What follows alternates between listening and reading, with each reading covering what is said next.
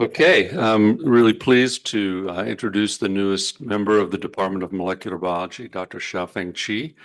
Xiaofeng received his undergraduate BS degree from Henan Polytechnic Institute in China and his PhD in genetics from the Shanghai Institutes for Biological Sciences. He was a postdoc in the Department of Molecular Genetics here with Xiaochuan Li, and as a postdoc, he really pulled off a tour de force of cryo-EM through solving at least 5 structures of complex membrane proteins that had defied all prior attempts to solve their structures. He worked out the structures of components of the hedgehog and Wnt signaling pathways and solved the mechanisms by which various lipids, cholesterol, and others modulate the activity of those receptors. Since joining the Department of Molecular Biology, he's continued to use cryo-EM to solve complex membrane structures, focusing most recently on the structure of the vitamin K receptor and the role of cholesterol in modulating its function. He is a CPRIT scholar and an endowed scholar, and we're pleased to have him in our department. Thank you, Eric, for the introduction. So, hi everyone, I'm Xiaofeng Qi. Today, I'm very excited to share our recent work on vitamin K, an old topic with new insights revealed by structural biology. So now when people hear structural biology, they might think AlphaFold already predict all the structures. And maybe structural biologists just download the structure from AlphaFold and read the paper with ChatGPT. Perfect, right?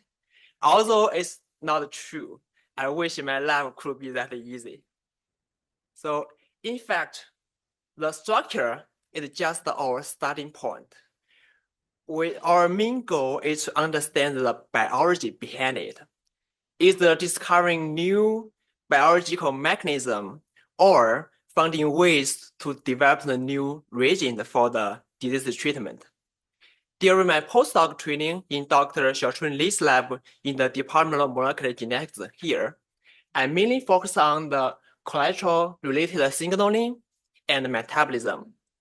Specifically, we work on the hedgehog signaling pathway and determine the structures of the key components of this pathway, including the complex of hedgehog with its receptor patched and the downstream GBCR smoothened. And through this, we identify the cholesterol as a key regulator for this pathway.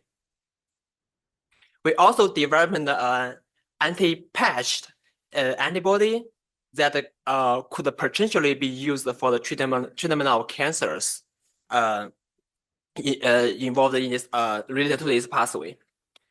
So we also work on the Wnt signaling pathway, which is closely related to hedgehog pathway. We determine the structure of enzyme porcupine, which is essential for the Wnt biogenesis. We also identify a novel protein called calreticulin involved in Wnt production. In terms of cholesterol metabolism, we focused on a protein named HMG choreoreductase. It's a rate-limiting enzyme in cholesterol synthesis. In collaboration with Dr. Russell DuBois-Boyd, we determined its transmembrane domain in complex with a protein called UBI81. So this protein can protect the HMG choreoreductase from degradation. So through this, we review the structural dynamics involved in cholesterol regulation.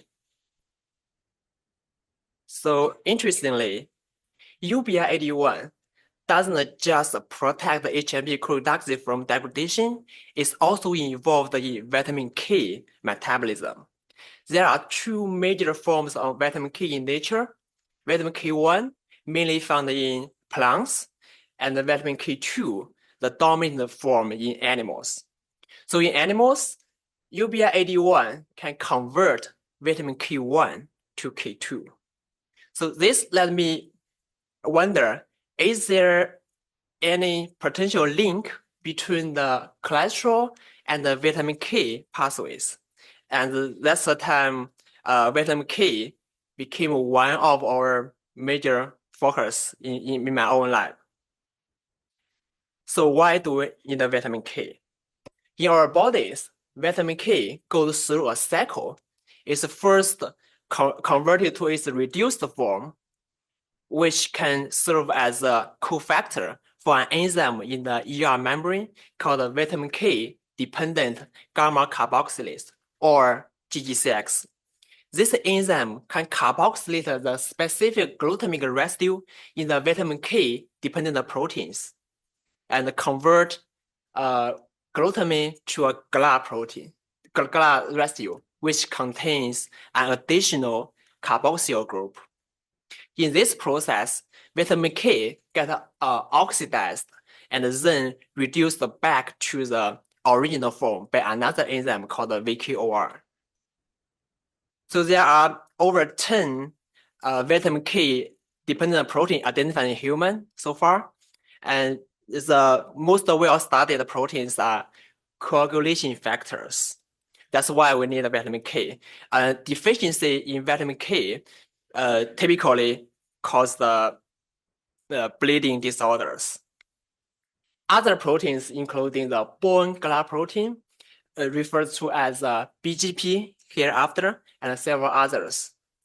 So since GGCX is the only known enzyme in humans using vitamin K as a cofactor, so we became very interested in figuring out how this carboxylation process works. So we have determined the cryo-EM structure of APO GGCX protein, as well as the GGCX in complex with the BGP protein. BGP is a protein substrate of GGCX, which I mentioned before. So in the APO form, the GGCX protein is not stable. There's about 70 residue being disordered following the transmembrane helice 5. However, upon BGP binding, the enzyme is stabilized, and the disordered region forms the transmembrane helice 6 and 7. So in this stable form, the GGCS protein contains 9 transmembrane helices and the ER luminal domain, where the substrate BGP binds. We also determined the structure of GGCS in complex of both BGP and vitamin K, and discovered that vitamin K bonds to a pocket formed by transmembrane helice 6 and 7. So this reveals a very interesting mechanism. The enzyme GGCS has to bind to the substrate first to form the vitamin K binding pocket. So the head group of the vitamin K binds deep into the pocket, right next to the glutamic residue of BGP. So we call this area as the reacting center. So when we zoom in the reacting center, we see 4 residues forms a kind of a gate between the vitamin K and the glutamic residue of BGP. There's a small opening on this gate. Is where it's used for the electron transfer during the catalysis process. So we believe the residue lysine here is the catalytic residue that can deprotonate the vitamin K and allowing it to attack the glutamic residue here for the carboxylation. So when we introduce the mutations to this reacting center, we see a significant drop or complete loss of the enzyme activity. Now, the most surprising part of our finding is in all our structures, we found the cholesterol molecule bound tightly to the transmembrane domain of the GGCX. So typically, the lipids bound to the membrane protein align parallel to the lipid on the membrane. But here, the cholesterol bonds vertically to the lipids in the bilayer.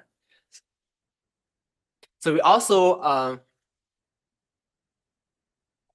verify this unique binding site using the put-on assay with the cholesterol conjugated beads. And this unusual binding suggests maybe cholesterol played a role in regulating GGCX. To further study this, we use a cell line called the UT2 cell. This cell line cannot produce cholesterol on its own and relies on the external source from a serum. So we stuff this cell line with the lipoprotein deficient serum, which lacks cholesterol, and refeed a gradient of cholesterol by mixing different ratio of the lipoprotein deficient serum with the regular serum. And we use the SREBP2 protein as a marker for the cholesterol level on the cell on the ER membrane. This protein gets cleaved when the cholesterol levels are low. So our result showed that the GCS protein level correlated with the cholesterol level on the ER membrane. So we also refeed the cell directly with the pure cholesterol and got a similar results. Additionally, the molecular dynamic simulation showed the GCS protein is more stable with the cholesterol bond.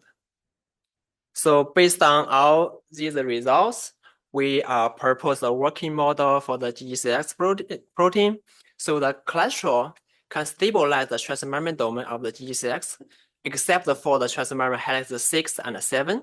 And the vitamin K dependent protein binding can further stabilize this protein with the transmembrane helix 6 and 7 ordered to form the vitamin K binding pocket. And once the vitamin K binds, the reaction is initiated. We can also connect this model with our previous work. So the UBID1 can stabilize the HMG co-reductase to boost the cholesterol synthesis, and cholesterol in turn stabilize the GCS protein, and the UBID1 can also produce vitamin K2 for GCS protein to perform the carboxylation. So this work is currently under review, and moving forward, we are now working on to understand the carboxylation and the maturation mechanism for other important vitamin K dependent proteins, including the coagulating factors. And we are also trying to find GCS specific inhibitors as novel anticoagulants. And also we are working on to identify new vitamin K dependent protein in animals. So I want to thank Doctors Brown and Goldstein in the Department of Molecular Genetics and my postdoc mentor, Xiaochun, for their support. Also thank our collaborators and the members in my lab and in the Lee lab. And also we welcome new collaborations. Yeah, thank you.